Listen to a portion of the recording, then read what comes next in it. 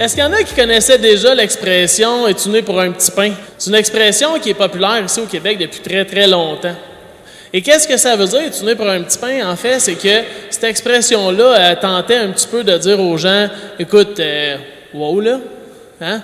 Faites pas plus haut que le trou, tu te prends pour qui, toi? Puis tout ce genre de petites phrases-là qu'on entend, là, super agréables là, pour nous aider à nous remonter comme ça. Bonjour, Michael. Bonjour. On est à l'église de Sainte-Julienne. Qu'est-ce que tu viens faire ici? Ben, je viens donner une conférence pour à peu près 125 jeunes qui viennent ici. La conférence est tunée pour un petit pain.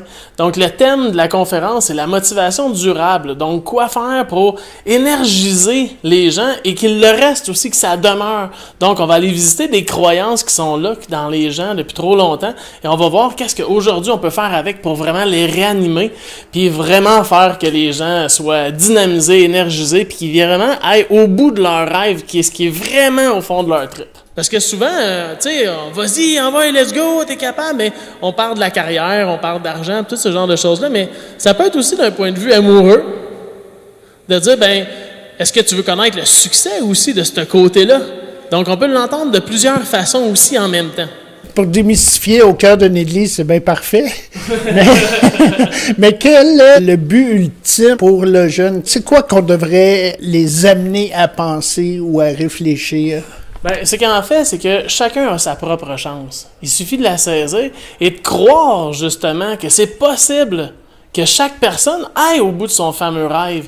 Il y a une question que j'aime beaucoup véhiculer, c'est qu'est-ce que tu ferais si tu avais 50 millions de dollars? Donc, je la pose autant à des plus jeunes qu'à des plus vieux pour vraiment enlever tout le spectre de l'argent qu'on se sent obligé d'accumuler ou quoi que ce soit. Fait ça, si c'est pas là, qu'est-ce que tu fais? Vas-tu au bout de tes rêves? Si tu veux être pompier, si tu veux être chanteur, est-ce que tu y vas? Qu'est-ce que tu fais? Donc, aujourd'hui, moi, ce que je veux susciter, c'est cette flamme d'espoir-là qui est dans les plus jeunes comme dans les plus vieux pour dire, vas-y, fonce, essaye! Puis peut-être même que ça va faire un peu mal, mais c'est pas grave, essaye, va au bout.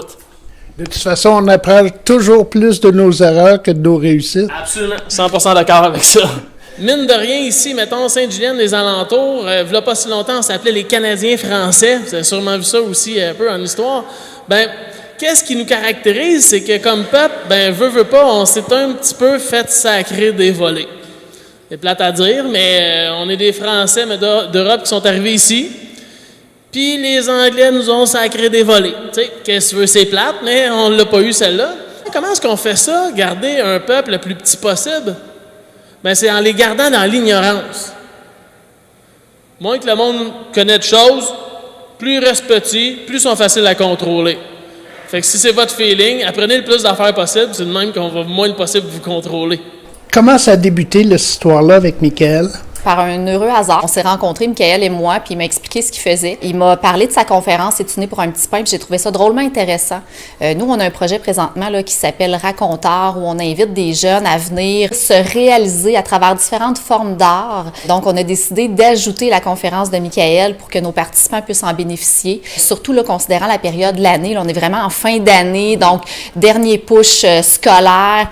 Donc, de donner de la motivation à nos jeunes, on trouvait ça intéressant. Puis on aime beaucoup engager puis faire affaire avec des gens du milieu. Donc, Michael, c'est quelqu'un de Saint-Roch-de-L'Achigan. Donc, pourquoi pas essayer d'encourager notre monde ici puis de les mettre de l'avant également. La priorité était lancée aux jeunes du Carrefour Jeunesse Emploi. Puis, comme il n'y avait pas de limite de participation, on a décidé d'ouvrir aux écoles. Donc, on a l'école secondaire du Havre Jeunesse qui a répondu présent. On a le centre de formation Montcalm également, donc des autobus qui arrivent. On est très, très contents là, de ce premier événement. Et si tout va bien, bien, pourquoi pas une deuxième activité du type. Là. Bien, bravo. Merci beaucoup. Merci de votre présence.